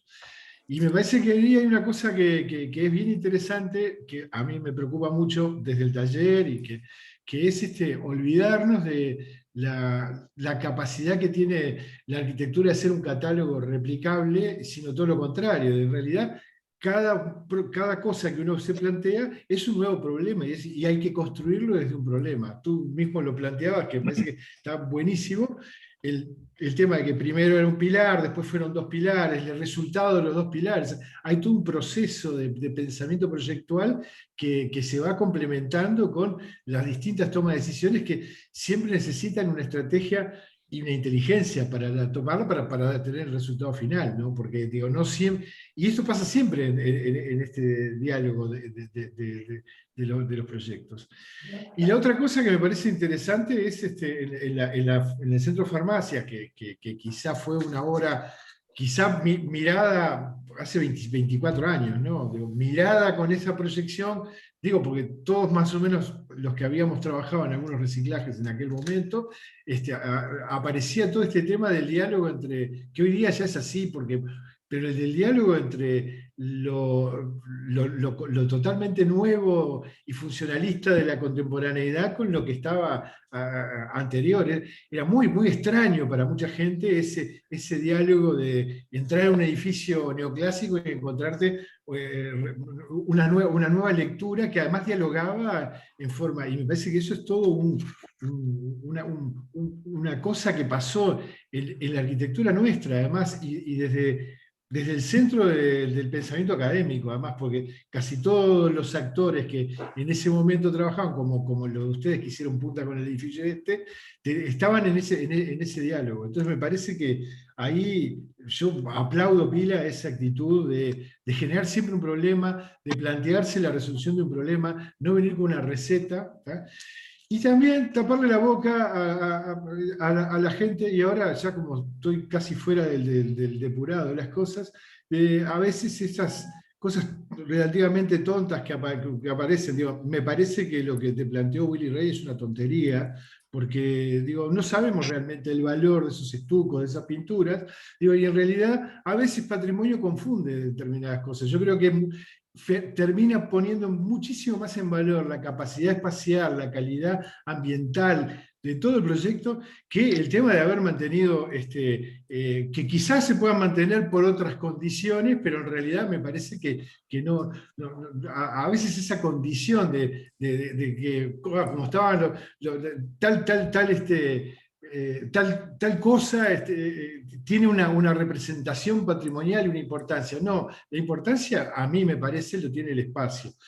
Digo, de hecho pasa también con algunos temas que también me queda como pregunta, porque yo me lo he cuestionado cantidad de veces en 3 o 4 reciclajes que me enfrenté con un problema parecido al de ustedes, que es el tema de recuperar la vieja piedra Paris o pasarle con una pintura similar y tratar de resolver ese tema, que es un viejo problema, porque digo, perdés una calidad original, pero en realidad ganás la patología en lo que tenés que plantearte. Me parece que también en los distintos trabajos que están planteando, eso es una decisión súper potente, ¿no? Porque permite recuperar una visión, pero también con una visión, con una pátina de modernidad, de contemporaneidad en el proyecto. Y eso también me parece que es valiente plantearlo desde ese lugar, ¿no? Realmente las obras me encantan, y me encanta esa actitud de ustedes de proyecto, que es siempre generar un nuevo problema y tratar de resolver un problema nuevo, ¿no? Buenísimo.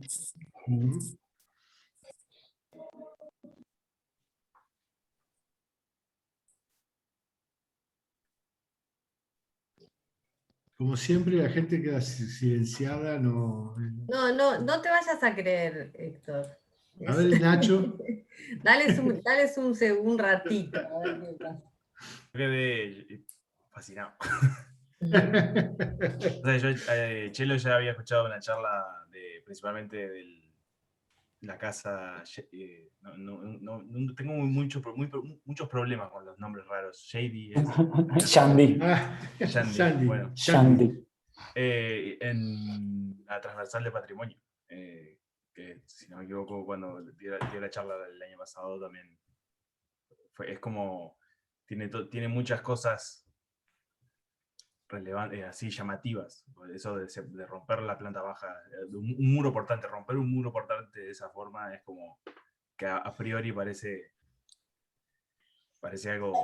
algo tan macizo, algo tan que no se debería mover, que es como relevante. Y ahora que estamos trabajando en las estaciones de tren, yo particularmente no me he animado a romper las paredes de la estación.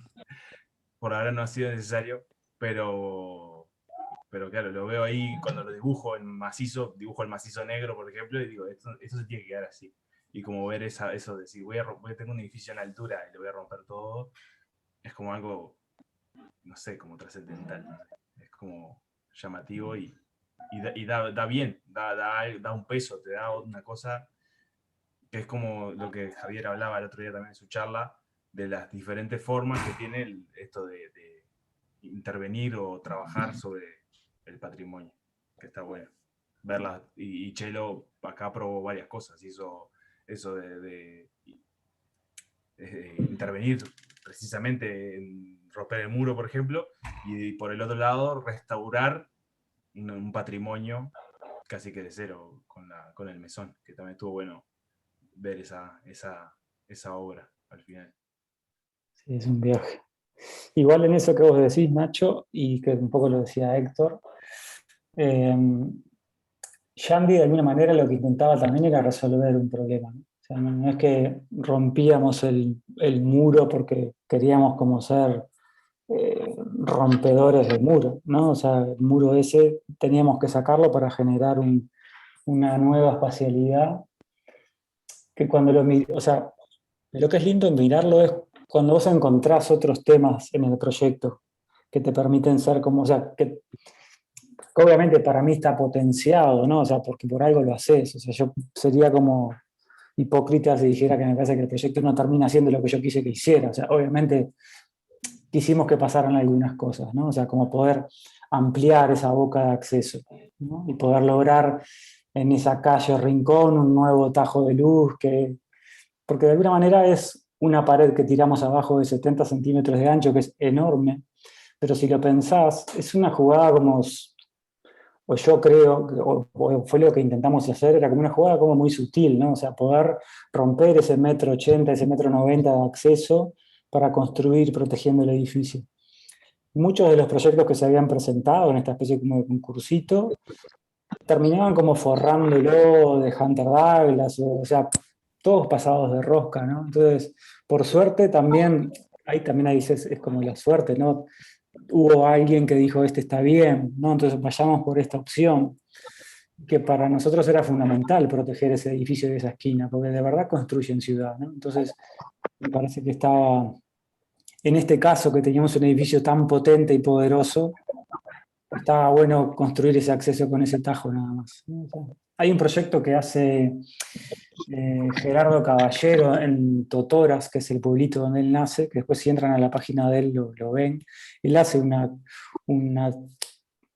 operación muy parecida a la que hacemos en Shandy, con una doble hilera de pilares metálicos, recompone unas ventanas. Y a mí lo que me gusta de Shandy, y también me gustó como de Farmacias, era como entrar como con poquito. O lo mismo nos pasa en un Banco Central, en el Figari, ¿no? Fueron 3 obras donde la intervención no es tan desmadrada. O sea, pudimos resolverlo como con poquito. Entonces, a mí eso me deja como contento y en esto que decía Héctor, en el año 98 no teníamos, yo menos, ¿no? Éramos súper jóvenes. No teníamos tantas certezas de operar con el patrimonio. Lo que hicimos fue intentar hacer un buen proyecto adentro de un edificio anfitrión que nos recibía y tener como la capacidad de respetarlo, de entenderlo sobre todo para poder nosotros incorporarnos con un proyecto, ¿no? Entonces, en eso también está bueno cuando en la transversal lo hablábamos también, ¿no? O sea, que operar con el patrimonio no necesariamente tengo que ser un súper patrimonialista para intervenir, tengo que tener como la capacidad de entender el problema, ¿no? Porque de la misma forma que operamos en un edificio preexistente, trabajar en un paisaje preexistente es la misma responsabilidad, ¿no? O sea, a nosotros nos pasó en el penitente, o sea, para nosotros trabajar en el penitente era como un desafío también, porque era poner una pieza de arquitectura en un paisaje alucinante, con una rusticidad bestial, con una naturaleza y una impronta y una personalidad del carajo, y vos tenías que poner un edificio. Entonces, son cosas parecidas. Entonces, también está bueno entender que desde la arquitectura uno está hilvanando todo el tiempo, como, y poniendo problemas sobre la mesa para resolver. Entonces, me parece que lo más... A mí una de las cosas que me gusta mucho de la arquitectura es como esa sensación de, capaz que ya lo dije al principio, porque hoy justo lo dije en una clase de taller, que es como esa sensación de escuchar bajito al problema, ¿no? Para ver dónde está, para dónde tengo que ir y qué es lo que tengo que estar como haciendo sonar yo, para que cuando mi edificio labura con el otro no genere como un ruido extraño, ¿no? Entonces me parece que eso nos pasa con las persistencias, nos pasa con el paisaje y nos pasa con una casa entre medianeras. O sea, yo voy a formar parte de esa calle, de esa manzana, de esa cuadra, con el cual tengo dos vecinos, tengo vecinos enfrente, tengo un Montevideo que fue construido a lo largo de la historia, entonces está bueno como todo ese mundo de entender el escenario en el cual nos toca trabajar. Es muy lindo, ¿no? Convengamos a hacer arquitectura, ¿no? Esa es como la otra parte. A mí me parece, Chelo, que en relación a Yandy, vos dijiste, bueno, es un poco la estrategia que hace la Caixa Forum. Estuvimos analizando el ejemplo en clase con estos mismos alumnos. Entonces me gustaba como hacerte un contrapunto. Yo creo que a la Caixa Forum le queda re grande compararse con tu edificio, porque sin duda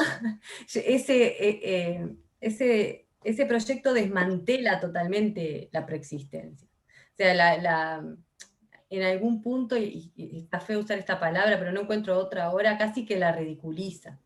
En el caso de la casa Yandy, lo que se hace es justamente lo que vos decís, es un detalle en un punto crítico, donde voy a solucionar cosas, donde reinterpreto el espacio, y ese detalle no desmantela el edificio.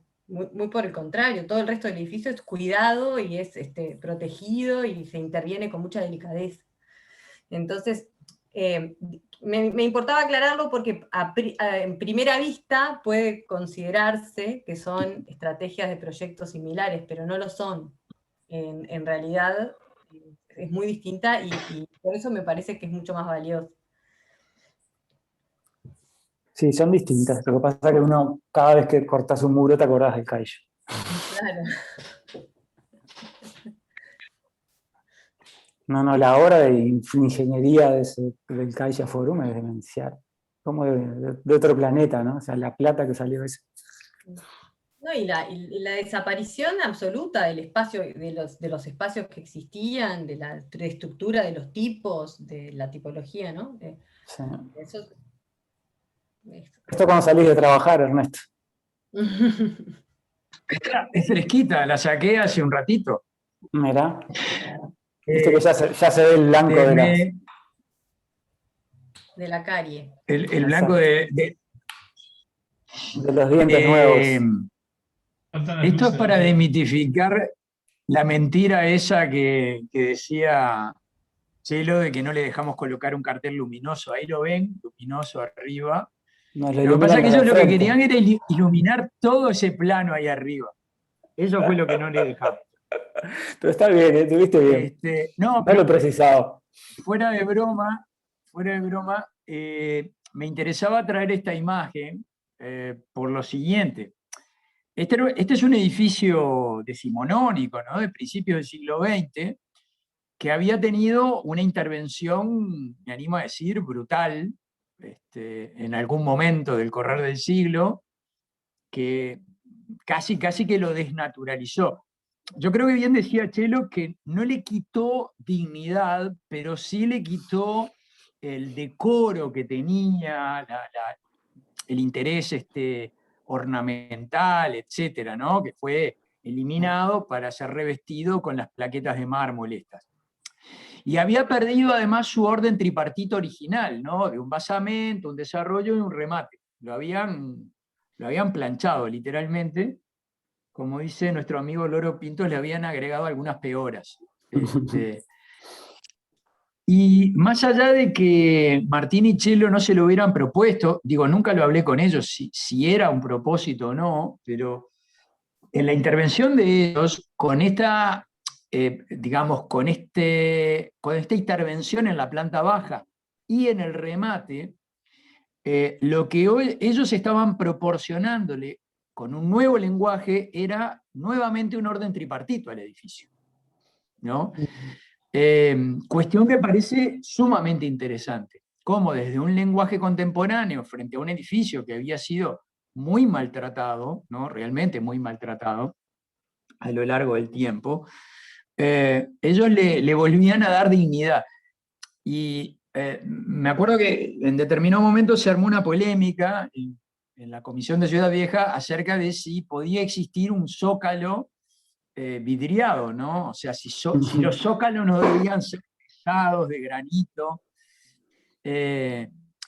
Una de las fotos que mostró Chelo era bastante elocuente en eso, y yo creo que el tema del vidriado tiene esa doble cualidad, que mientras vos estás adentro, efectivamente se convierte en una invitación a participar de lo que pasa en la calle. En cambio, cuando estás afuera no hace más que reflejar, ¿no? Reflejar el espacio exterior. Si esta foto la sacáramos de día, veríamos que el zócalo en realidad, la planta baja, es más oscura que el resto, porque está reflejando la luz de lo que hay alrededor, ¿no? Entonces, es bien interesante esa idea. Acompañada incluso de la idea del cartel, como ven, luminoso, efectivamente, y del remate, que ellos también reinterpretaron como un plano vidriado, no sé si ustedes lo alcanzan a ver, pero se trata de un plano vidriado, solo que tiene un delicado tratamiento en fajas horizontales con no sé si es un arenado o un tratamiento translúcido, que realmente, digamos, reinterpreta la idea aquella del pretil, ¿no? Del chimpún que tenían estos edificios con algo. Es decir, a ver, un edificio que en su momento había estado extremadamente decorado, que perdió toda esa decoración en el camino, que fue sustituida por el aplacado de mármol, de alguna manera ellos le proponen una nueva filigrana, ¿no? Con los pilares en planta baja, con el espiezo, la buña de acero inoxidable, y luego el plano vidriado arriba con sus fajas horizontales y el cartel en la esquina. Es decir, a mí me parece una interesante idea de seguir jugando entre la abstracción y la filigrana, ¿no? Como con un pie en cada lugar, ¿no? Haciendo guiñadas hacia un lado y hacia otro. O sea, al edificio no le podés volver a decir lo que perdió en el camino, ¿no? No le podés recuperar su ornamentación original, pero sí le podés recuperar gestos de su composición original, la idea del tripartito y la idea de la filigrana, ¿no? Entonces, a mí me parecen cuestiones muy sutiles que surgen del proyecto.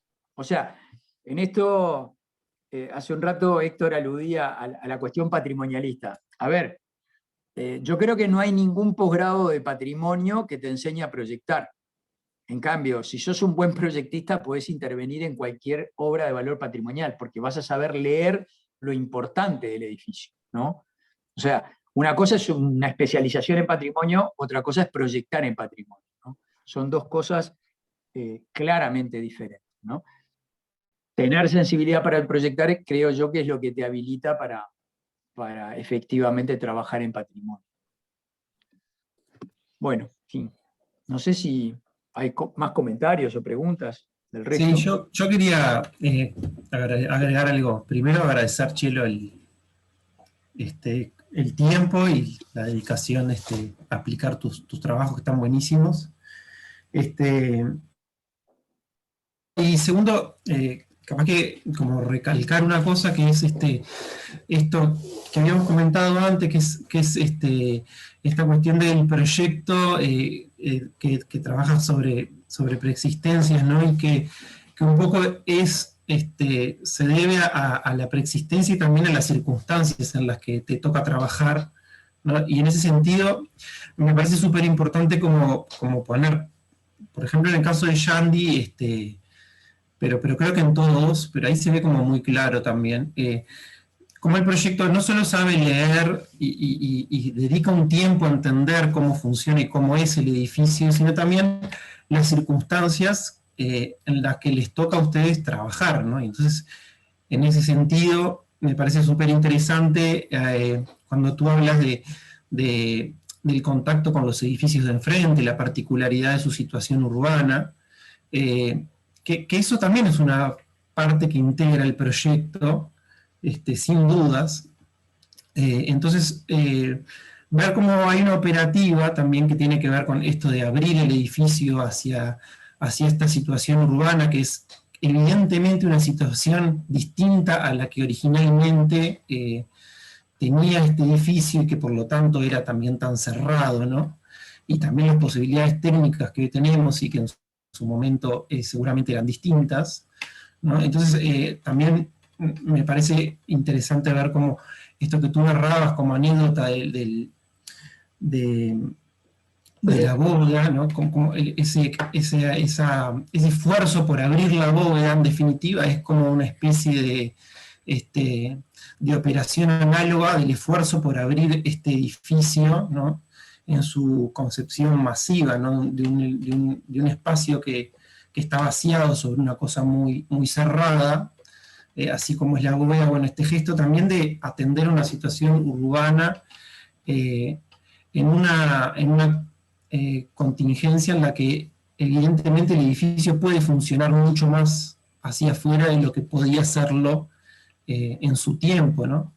Entonces, me parece que es como muy interesante encontrar estas claves en todos los proyectos que mostraste, incluso en el último, ¿no? En el del mesón, ver cómo también las circunstancias juegan en la mesa del proyecto para entender hasta dónde uno puede violentar, si se quiere, o poner su presente a jugar en las decisiones del proyecto, y hasta dónde está bueno retrotraerse a los gestos del proyecto que te aloja, ¿no? Y en eso me gusta volver como al principio, tu frase me parece que es como muy elocuente, esto de un proyecto que trabaja con otro proyecto, y no que se impone arriba de un proyecto anterior, ¿no? Creo que en eso fuiste como muy elocuente, y me parece que es como una lección que es muy linda de ver en los proyectos que mostraste. Estoy de acuerdo con Javier.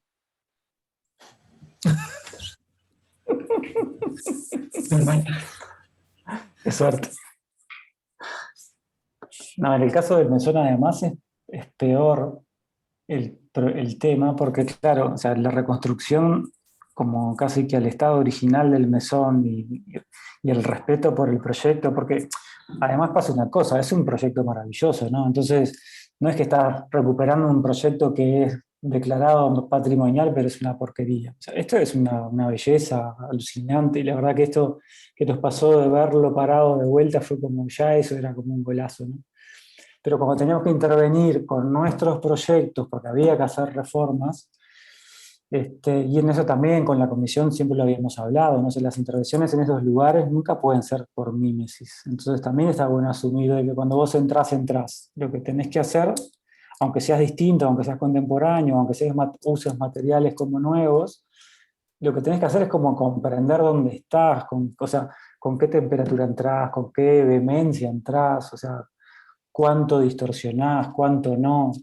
Entonces, por eso nuestras piezas de barra y de las piletas del baño y un mostrador de acceso, que para nosotros eran unas joyitas que teníamos que hacer como para ver cómo las poníamos, también fue como muy lindo ese momento de negociar con lo que estábamos colocando. Y obviamente cuando nos encontramos con esas maderas que habíamos recuperado, se transformaron en materia prima. Porque eso, cuando nosotros hicimos el primer proyecto que presentábamos a la Junta, no existían esas maderas. Obviamente son un descubrimiento de la obra. Entonces, en esto que hablabas de las circunstancias, cambian, ¿no? Hay momentos en que aparecen cosas que no estaban, y lo que me parece que es muy lindo de los procesos de los proyectos es eso, estar como siempre atento a ver qué viene, ¿no? De qué cosas podés sacar como algo positivo. Porque de verdad ese doble par de pilares metálicos para mí fue como o sea, cuando lo ves decís, siempre tenía que haber sido así. Un pilar solo hubiera quedado medio como rengo, ¿no? Entonces ahora ves los dos pilares, el muro descansa solito, aparte estos pilares blancos son como, creo que también ahí hay como, o sea, vos decís, los pintos de negro y los pintos de blanco, ¿no? Entonces son decisiones como súper chotas, pero yo creo que la elección del blanco lo hace como mucho más efímero, aunque el negro igual tenga esas ventajas de que desaparece, ¿no? Pero creo que el rebote de los blancos con el mármol, ahí había una construcción de una paleta, de una espacialidad, porque ahí lo que también es interesante de que las paletas no solo o sea, no es elegir un color para ver cuál queda lindo, es cómo construimos una paleta y una atmósfera en ese espacio que para nosotros ahora era una burbuja nueva blanca. Entonces había decisiones enlazadas, ¿no? Entonces ese espesor que existe y no existe me parece que a mí me gusta pila cómo quedaron esos dos pilares juntos, ¿no? Yo creo que a Arana no le gustó el agujero. Creo que alguna vez me dijo de que no le gustaba el agujero que habíamos hecho.